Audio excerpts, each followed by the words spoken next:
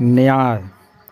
एक बार लोमड़ी और भेड़िए में किसी बात को लेकर भयंकर लड़ाई हो गई। लड़ाई अत्यधिक बढ़ जाने के कारण दोनों ने निर्णय लिया कि वे न्याय के लिए न्यायालय में जाएंगे। दोनों ने न्यायालय पहुंचकर बंदर न्यायाधीश के सामने अपना अपना पक्ष रखा। कुछ देर तक उन दोनों की बातें सुनने के बाद न्यायाधीश बोला, हर कोई जानता है कि लोमड़ी स्वार्थी एवं चालाक होती है। उसे कभी बेवकूफ़ नहीं बनाया जा सकता। इसलिए भेड़िए पर झूठा आरोप लगाने के लिए लोमड़ी को सज़ा अवश्य मिलेगी।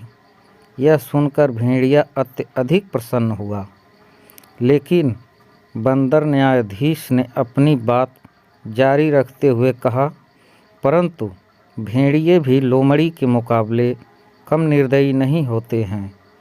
वे कभी भी किसी की चाल में नहीं फंसते।